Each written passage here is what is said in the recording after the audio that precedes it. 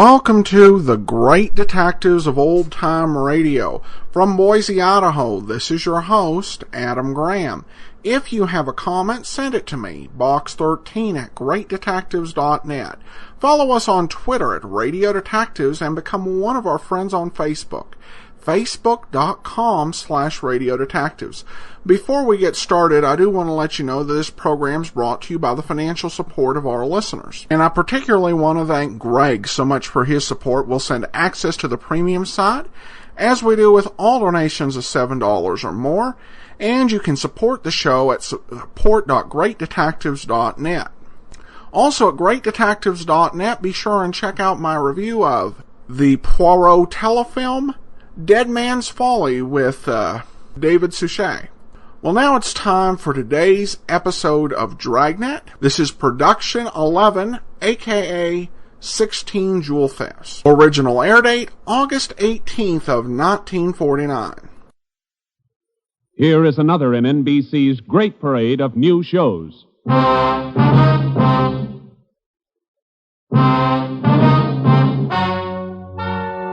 Ladies and gentlemen, the story you are about to hear is true. Only the names have been changed to protect the innocent. NBC brings you Dragnet.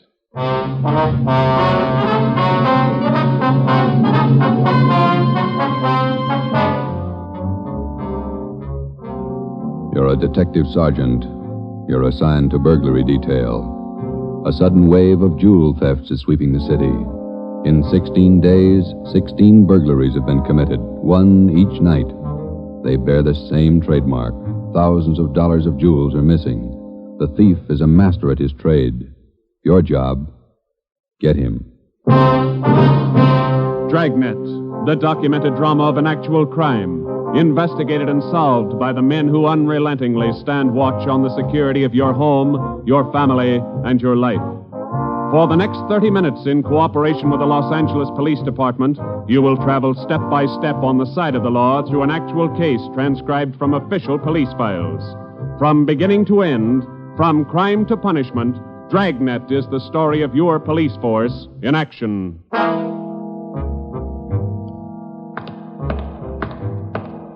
It was Tuesday, June 17th. It was warm in Los Angeles. We were working the day watch out of burglary. My partner's Ben Romero. The boss is Ed Backstrand, chief of detectives. My name's Friday. I was on the way into work that morning, and it was 7:53 a.m. when I got to room 45. Burglary detail. Hi, Joe. How are you, Walker? Gonna be a scorcher out today. Yeah, just like yesterday. Ben in yet? I think he's over in communications picking up the mail. Thanks. You guys been busy? Yeah, kinda. Jewel thefts. Anything big? No big hauls, but he's consistent. 16 nights in a row. Same guy? Think so. Same M.O. Yeah, everybody's got troubles. Gotta check some records. See you later, Joe. Okay, Willie. Burglary Friday. Yeah. Okay, Mike, soon as Ben gets back. He's picking up the mail. Right, bye. Hi, Joe. Hi, Ben. Hannon just called. Chief wants to see us. Take a look at these first. What do you got, overnight reports? Yeah, here, these two. Yeah. Two of them. 3 diamond rings, 1 sapphire, 1 necklace, jade. Big haul. Look at the other one. Lady's watch, diamond band, emerald bracelet, tourmaline brooch. What's tourmaline, Ben? I don't know. Must be valuable. It's gone. Let's see. Owner left house about 9 p.m., returned about 1:30 a.m., found property gone, scratches on the door. Probably using the cellophane method. Hasn't missed yet. 2 in 1 night. Well, he's picking up his pace. Must have a bag full of loot somewhere, whoever it is. You get the description sheets from pawn shop detail? Yeah, got him right here. You take half of them. Let's see what luck we got this morning. Nothing so far. Me neither. Let's see. I'll get it, Joe. Burglar Romero. Hi, Ben. Chief still wants to talk to you, boys. He's got an appointment at 8:30. Wants to see you before he leaves. Okay, Mike. Just checking some buy sheets. Be right in. Better make it fast. He's in a bad mood this morning. Okay, Mike. Thank you. Backstrand again? Yeah, he's in a bad mood. Come on. Wonder what's bothering him. Something's bad. He doesn't blow very often. Chief of Detective's Office, Hannon. Go ahead in, boys. He's waiting. Thank you, Mike. All right, ma'am. I'll connect you. Friday, Romero, sit down. Wait till I get the phone. Backstrand, Oh, yes, Mrs. Winthrop. Yes, ma'am. We're doing all we can. Yes, ma'am. Yes, ma'am. Yes, I'll do that. Yes, ma'am. Goodbye. Got trouble, Ed? Taxpayer, Mrs. Winthrop. You two ought to remember the name. We do, Skipper. 10 days ago, somebody lifted $2,000 worth of diamonds from her bedroom while she was at the symphony. Last night, she was hit again. A diamond watch, an emerald bracelet, and some kind of a brooch. Tourmaline. I don't care what kind it was. It's gone. What's the pitch? We just read a report a couple of minutes ago, Skipper. Could be a tie-in with those other 16 jobs. 16 jobs in 16 days. You haven't got a lead on the thief yet? Nothing shows up. No prints, nothing. What about the pawn shops? Nobody's tried to soak any hot stuff as far as we know. We double-checked the detail. We got every hock shop in town on the alert. Whoever it is, they've got to try to pawn the stuff sometime. Unless they're going to give diamond rings for Christmas presents. They haven't tried the pawn shops yet, Skipper. We're sure of that. Look, 16 burglaries in 16 days. Jewels and watches. Good ones. Well, it's got to stop. It's got to stop soon, you understand? We'll stay right on top of it, Ed. We're doing all we can. For 2 weeks, I've had half a dozen women calling me every day. Society women. Some of them figure they should get extra treatment. They're only DR numbers to us, Skipper. They all get the same attention. I'll try and explain that to some of them. They think you're in on the racket. Maybe you boys would like to take these calls some morning. No thanks, Ed. All right, then, let's get some action. Keep the pawn shop operators on their toes and get after every known fence in town. That's all. I've got an appointment. All right, Ed. Check you later. Holding a call for you, Ben. Oh, thank you. Hello. Oh, hi, Max. What? Well, hold it. Be right down.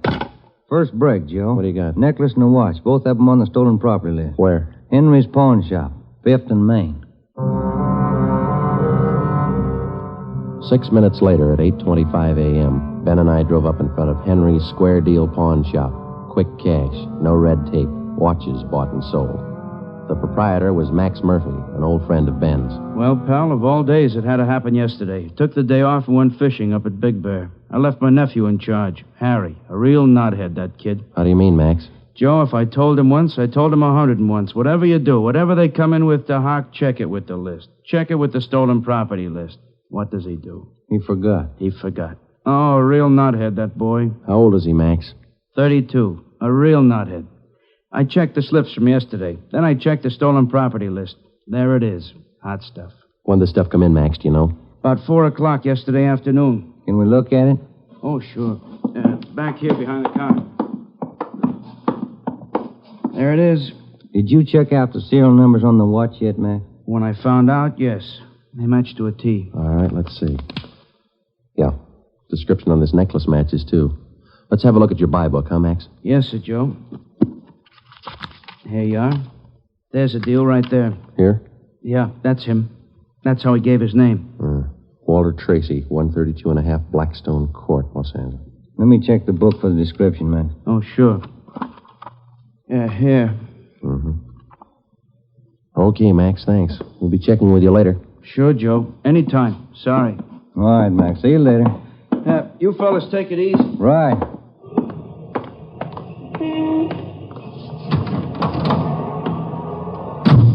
Want to check and see if we're clear, Joe? Yeah, I will. 80K to Control 1. 80K to Control 1. Are we clear? Control 1 to 80K. Stand by. Good lead, Joe. Got a description in here. Yeah, it's too bad Max's nephew had to slip up. Control 1 to 80K. Call your office immediately. Call your office immediately. KMA 367. Wonder what that's about. I don't know. I'll call in. You got some change? I'll use Max's phone.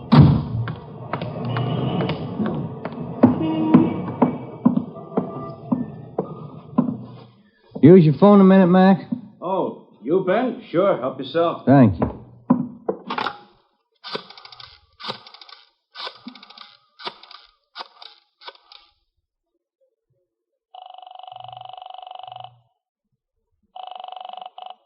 City Hall. 2524. 2524.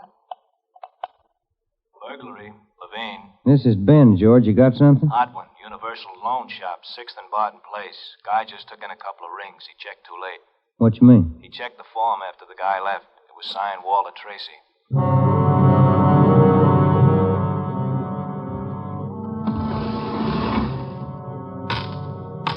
There they are, Sergeant. Both rings. Fine quality diamonds. Don't you usually check your stolen goods list before you take in stuff like this? Usually, yes. Last night, no. I don't know what I was thinking about. Can we have a look at your buy book? Right here. There it is. Walter Tracy. 699 Olive Street. 145 pounds, 5'9", dark hair, build, thin. We'll have to slap a hold on these rings. I know. I should have thought. Can you think of anything else that might help us to identify the man? Well, no. Had a light suit on. Nice cut. Very well dressed. Thank you. That's all for now. Here's our card. If the guy happens to drop back, give us a call, will you? Sure will, Sergeant. Say, Yeah? I've got some nice watch bands. Yours look old. Can I interest you? No, thanks. Some other time. Come on, Ben.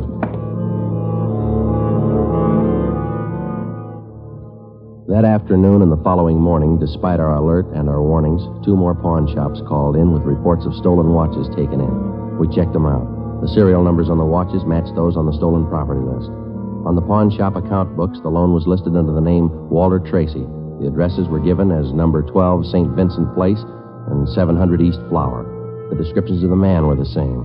Slight build, well-dressed, about 145 pounds, 5 feet 9 inches tall, dark wavy hair.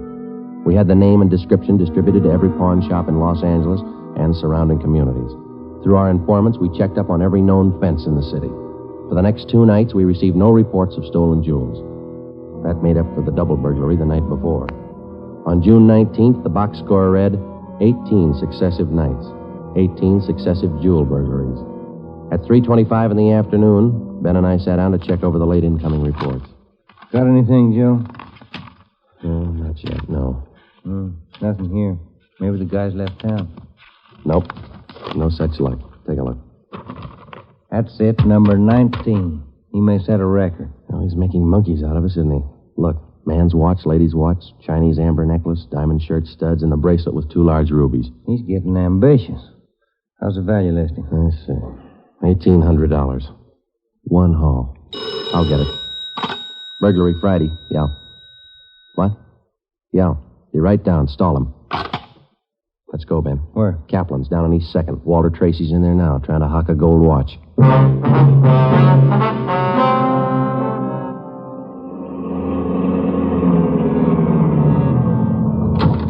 Ben, cover the door. I'll do it look like I'm shopping around. Right, but watch your step. We don't know this guy. Yeah, stay close to the door, huh? I'm sorry, that's the best we can do on the watch. Look, Mac, this is gold. 21 jewels. Well, that's the best I can do. Drop dead. What's the best I can do? Don't get sore. Yeah, sure. See you later. That's him, Sergeant. Walter Tracy. I stole him as long as I could. All right, I'll check back with you later. Did you spot the guy that just came out? Yeah, I went up the street. Let's follow him. Hustle it. You spot him, Ben? Straight ahead, about 15 yards. He's crossing the street. Yeah, let's get up a little closer. We'll lose him, sure, if the light changes. Come on, run for it. Watch the traffic light. Yeah. That was close. He might have spotted us. He's going faster. Come on, Joe, run. Yeah. Don't lose him. This crowd's not helping. Hey, wait a minute. I bet you're a cop. You're chasing somebody. All right, let go of my arm, mister. Let go. Well, you don't have to get tough. Lousy cops think they own the street. I'm going to write the mayor's office. Come on, Joe. He's running for it. Yeah, I see him. Watch the signal up ahead. Hurry, Joe. Almost up to him. Into the parking lot. Hey, you! Stop! Look out, Joe. A gun. Yeah, I see. Get away. All right, smart guy. It's a nice job. Yeah. He's too fast for an honest man. Let's take him in. When we got back to headquarters, Walter Tracy was under technical arrest. We took him directly to the interrogation room. We searched him thoroughly. We had him take everything out of his pockets and put it on the table. Then we had him take all the money he had in his wallet, count it out, and hold it in his hand. What is all this routine? That's all the money you have on you? $47.17, right? Yeah. Okay, keep it in your hand. Ben, shake him down. All right, Tracy. Take off your coat, shirt, tie, and your shoes and socks. What kind of a pitch is this? I'm no hood. Take them off. 2 big cops. You're not pinning anything on me. I don't care what you do. Sleeves, pockets, lining. Nothing in the coat, Joe. Get his shirt. Take it light with the threads, huh? Costs money. How about the trousers, Ben? Let's see. Cuffs, pockets. No. Let me get the belt. Zipper on the inside of the belt? No, it's clean. Shoes are okay. All right, Tracy, let's see the soles of your feet. I hope you don't mind. They're dirty. Why don't you take a shower? Let's see. All right, Joe, nothing. Put your clothes back on. Yeah, thanks. All right, you. What's your name? Huh? I said, what's your name? You telling jokes? Walter Tracy, you know that. Your real name. How old are you, Tracy? 27. Where do you live? No place. Just got in town a couple of days ago. Where are you from? Salina, Kansas. Where you been sleeping the last 2 nights? The park, Pershing Square. Clothes don't show it. Pretty natty. I had 'em pressed. Where? Down by the square. I don't remember. You ever been arrested before? No. Where'd you get this gun, Tracy, the one you pulled on us? I didn't know who you were. Could have been a couple of hoods.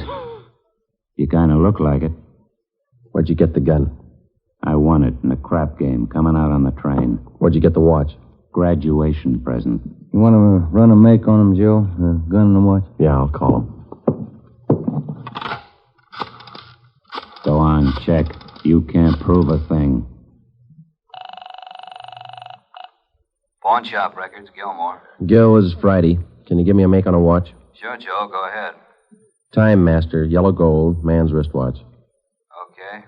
Case number 716F23. Right. Movement number B351708. Got it. Okay. Now give me a make on this gun, huh? 32 S&W automatic. Serial number 579461. Okay. Call me back? Right. What's your station number? 2572. I'll ring you, Joe. Thanks. Having fun? What'd you do with all those jewels you stole? When do I get out of here? I don't think you're going to get out. You got nothing on me. How tall are you, Tracy? Get your tape measure. 5'9". How much you weigh? 140. I'm 27. My name's Walter Tracy. I come from Salina. I've been in town 2 days, and I don't know what you guys are talking about. You sound smart. You don't act it. And you're flying blind, copper. What'd you do with those jewels you stole? I don't know what you're talking about. What color are your eyes? I don't know. I'm colorblind. What color would you say your hair is? You colorblind, too? You ever been arrested before? Straighten out. He asked me that. I'm asking you. No. You ever done any big time? No. All right, I don't care if you level with us or not. We're going to make you on those prowl jobs, all 19 of them. Sure. You guys are smart. You got in Los Angeles 2 days ago, is that right? Yeah. You don't know anything about any jewel thefts. That's what I said. Then how come your name and your handwriting's on the account books in 4 pawn shops in Los Angeles? It's not mine. You can't prove it. We can, Tracy. Come clean. What'd you do with the stuff you stole from 1250 Moraga Drive, June 5th? I didn't steal any stuff. What'd you do with the rings and watches you took from 1400 Placerville Road, June 9th? I wasn't in town. What'd you do with the diamond dress pins you stole June 13th, 123 South Van Ness? Did I do that? You're not only kinky, you're a bad liar. You prove it. Order get you a sawbuck, your prints bounced, Tracy. Our handwriting man's gone to work on those signatures of yours. You haven't got a chance. Now, come on. Where'd you hide this stuff? You can't prove a thing. Where'd you say you've been sleeping the last 2 nights? In the park, Pershing Square. You want a map? Clothes sure look nice. I said I had 'em pressed. But you can't remember where. No, I can't remember where. That a crime? Friday talking. Joe, this is Gilmore. Here's the stuff you asked for. Let's have it, Gil. No make on the watch, no make on the gun. Okay, Gil. Thanks a lot. Yeah. You're in up to your neck. You said that, didn't you? You're gonna talk, Tracy.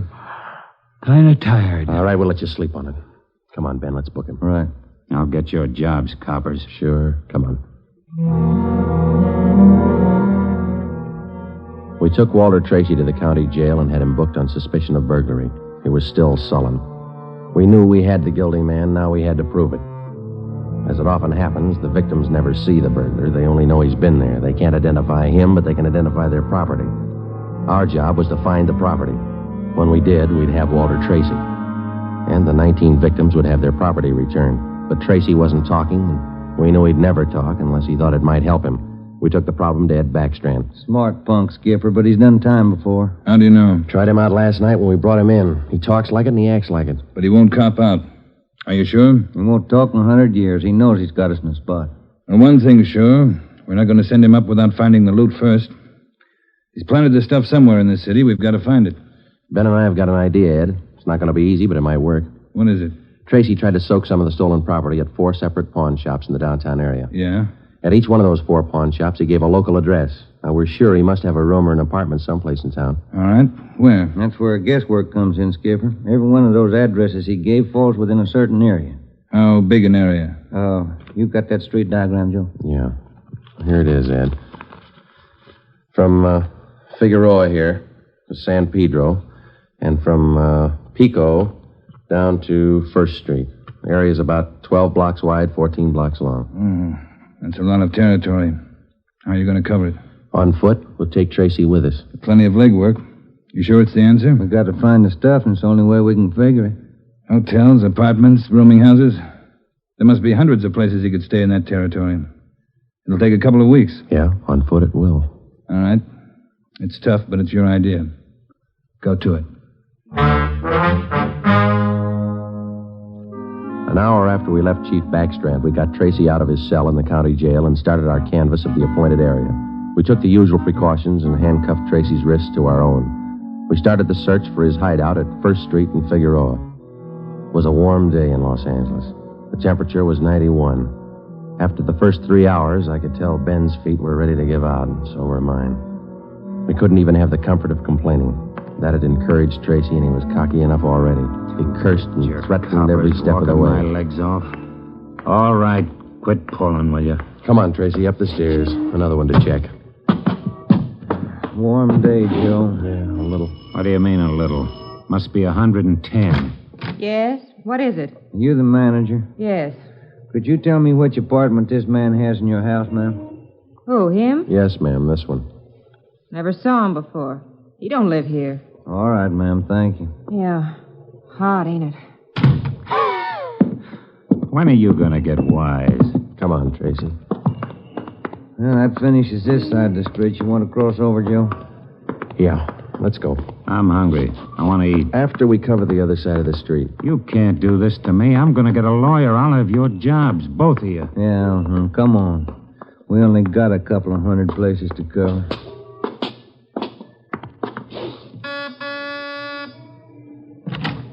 Hi, gents. What can I do for you? You the manager? I run the place, yeah. Which room does this man have in your place? Him? You made a mistake. He doesn't live here. All right, thanks. My feet are killing me. Wait till I get a lawyer. I'll burn both of you dumb cops. What do you think you're doing anyway? Making a guy... All that day and the day after that and the day after that, Ben and I, with Tracy handcuffed to our wrists, canvassed the designated areas, from hotel to hotel, from rooming house to rooming house, and the apartments, too.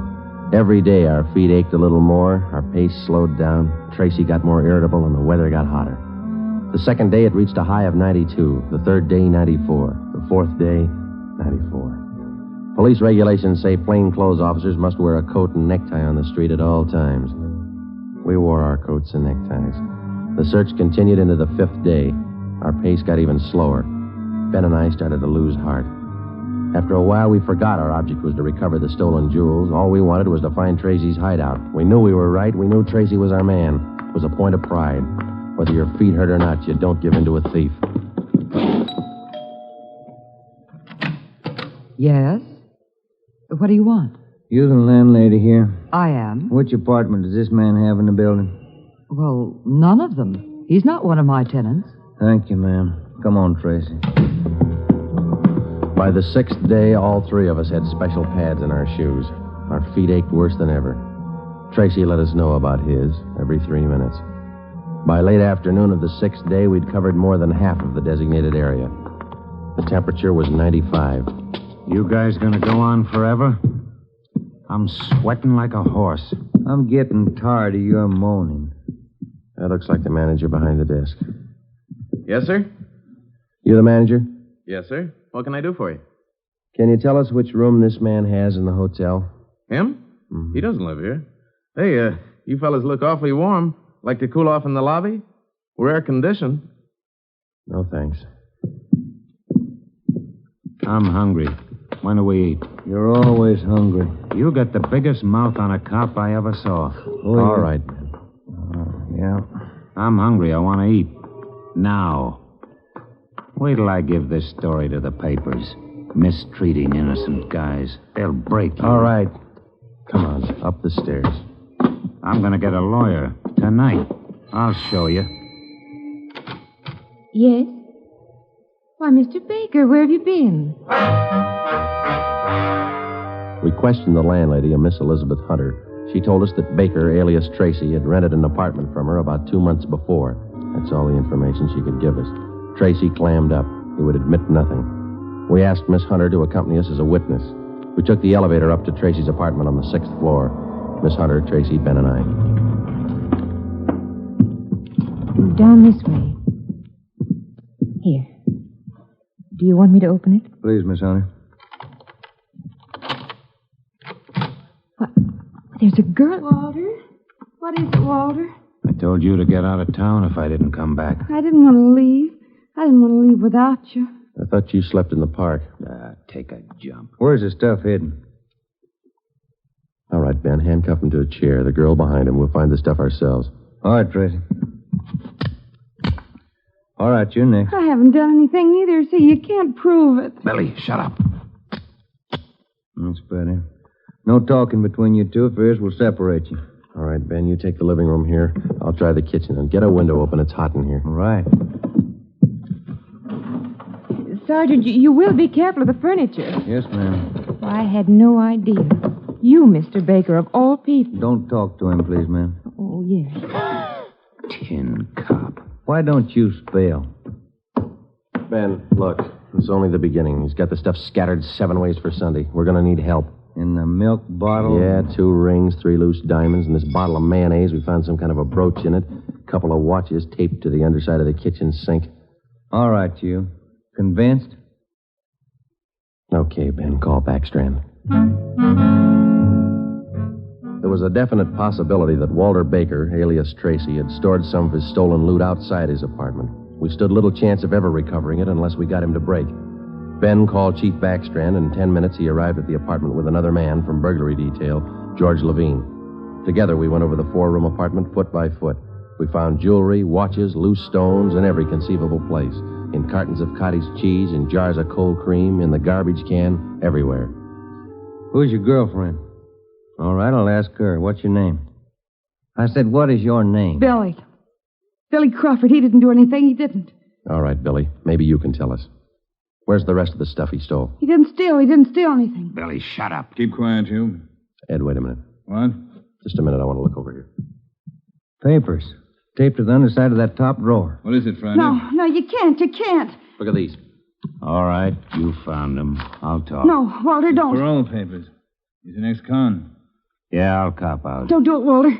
Billy, shut up. Dumb dame. The rest of the stuff, where is it? On the roof. Inside the ventilator, the one near the front, you'll find a couple of paper bags. That's it. Levine? Got it, Chief. I'll check it. Your papers say you did time in Oregon. What for?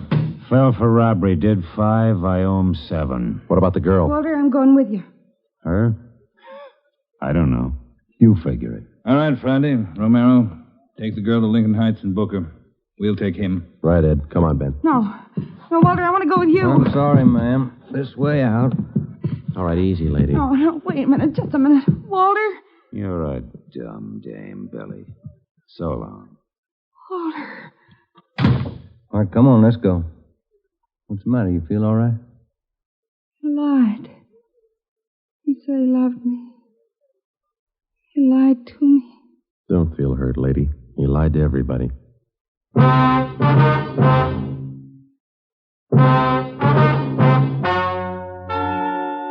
The story you have just heard is true. Only the names were changed to protect the innocent. Walter Baker, alias Walter Tracy, was tried and convicted on 3 counts of first-degree burglary and received the maximum sentence prescribed by law. He is now serving out his term in the state penitentiary. A hold has been placed on him by the state of Oregon, where he will serve out 7 years for violation of parole. Billy Crawford, Baker's accomplice, was tried and convicted of receiving stolen property and is now serving time in the state penitentiary for women. You have just heard the 11th in a new series of authentic cases transcribed from official police files. Technical advice for Dragnet is furnished by the Los Angeles Police Department.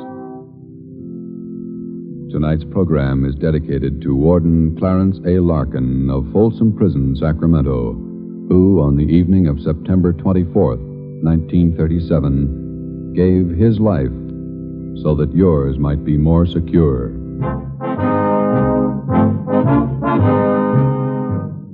Dragnet came to you from Los Angeles. If you enjoyed tonight's production of Dragnet, you'll want to listen this Saturday evening to a pair of adventure shows featuring two well-known Hollywood personalities. You'll enjoy Brian Donlevy, star of Dangerous Assignment. Also on Saturday's schedule is Richard Diamond, private detective, as played by the screen's romantic tough guy, Dick Powell. Listen to both of these exciting programs this Saturday over most of these same NBC stations.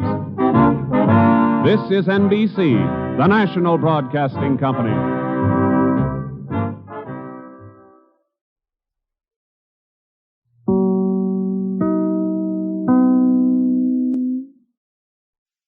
Welcome back. This has always been one of my favorite episodes of Dragnet, and it really does illustrate the talent of Jack Webb.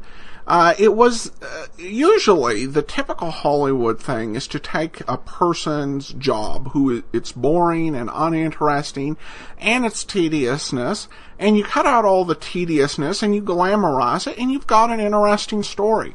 What Jack Webb does here is so noteworthy is that he keeps the tedium in and still makes it interesting. And certainly this shows dogged persistence to get their man, to uncover and recover the evidence.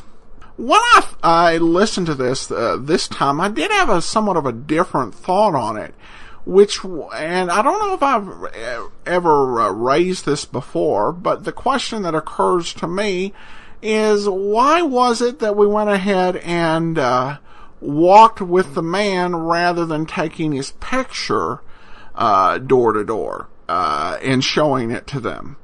And I think that if there was an answer, I first thought it might be technology, that when this story was originally occurred, they couldn't print up a ton. But then again, I thought, well, they just need to print up one. And they've been able to do that for decades. It may also have been an idea to really get the suspect to crack, as they go door to door, just to have the guy give up and say, okay, fine, it's at this address, you guys win. It didn't actually work out that way. In fact, if it had gone on much longer, I would have bet on Romero confessing to get out of the heat. But at any rate, it was classic. A great job by Harry Morgan here in yet another pre-Bill Gannon Dragnet appearance. And he plays this sort of typical crook who's not stupid per se, but really has trouble hiding his spots. Swears up and down, I'm not a hood, I'm not a crook, and then uses a bunch of gangster and crook language. Everything other than you'll never take me alive, because, well, they had. Well, now we turn to listener comment and feedback, and Ron provides some thoughts. He says, "Hi, Adam. I've been listening to your podcast for a couple of months now, and I find your commentary very informative. I do have to comment regarding one of your listeners' questions regarding whether Dragnet is based on factual cases and how much they diverge from the facts to protect those involved. Regarding this subject, I can comment on the Red Light Bandit. The Red Light Bandit is based on the case of, I think it's Carl Chessman. He was, for the most part of his adult life, a petty criminal and sex criminal. The case became internationally famous in the early 1950s, and many believe that Chessman was wrongly convicted and executed. Books are still written about the case to this day. However, as to the comparison between the radio show and the actual case, I do have a few points. The radio show depicts the people as the events as occurring over just 2 days, while the actual crime spree took 5 days. Compressing events should be expected for dramatic purposes. The high-speed chase and arrest are reasonably accurate for a radio drama. However, the most glaring difference is the death of one of the victims. No one actually died during the Red Light Bandits rampage. While I said that no one actually died during the assaults, that's not intended to minimize the brutality of the crimes. People were severely beaten, being both pistol-whipped and beaten with bare fists. Sexual assaults did occur. One of the two women that were assaulted was found unconscious and may have been left for dead. The reason for this singular discrepancy should be explained, which may help explain why it attracted international attention. Chessman was convicted with circumstantial evidence. Unlike the radio show, none of the witnesses identified either a photo of him nor him in a lineup. He was also sentenced under the Little Limburg Law. This law basically said that if a victim were forcibly moved over 20 yards and suffered bodily injury, the crime could be charged as a capital offense. Carl Chessman was sentenced to death under this law in 1948, although the law was repealed in 1951. Chessman remained on death row until 1960.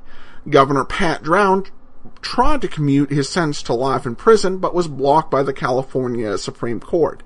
The final irony was that on May 2nd, 1960, after Chessman was strapped into the chair and the cyanide pellets were dropped, the warden received a call from the secretary of the court saying that a stay had been issued because the court agreed to hear the case. The warden said it was too late. He could not open the door without causing the death of all the witnesses to the execution. When this episode was produced, the matter was still fresh in the minds of the public. Stating that one of the victims had died would have justified the execution of the perpetrator, at least for the purposes of the show. One final nod to the Chessman case was that in the show, Johnny Savage's father's name was named Carl. I do enjoy these podcasts and listen to them on my commute. By the way, they total about 3 hours of podcast each day. Well, in a few weeks you'll be caught up. I do appreciate your insight. Somebody may have emailed something similar on the Old Time Dragnet show, but I had forgotten about it. But I do appreciate some of the historical information. And that, with Dragnet, of course, some of these were ripped from the headline cases that you could kind of track down. But there are some where it's true and based on a true story and it came from police files, but the case wasn't all that sensational or notable, so we'll never know. But at least in that case, we do have some insight on what they were talking about. Thanks so much, Ron. Bruce emails to say, great job, Adam. Love the podcast. I download and listen to them daily at work as I edit truck repair manuals. I was raised in LA, so I recognize many of the places they talk about.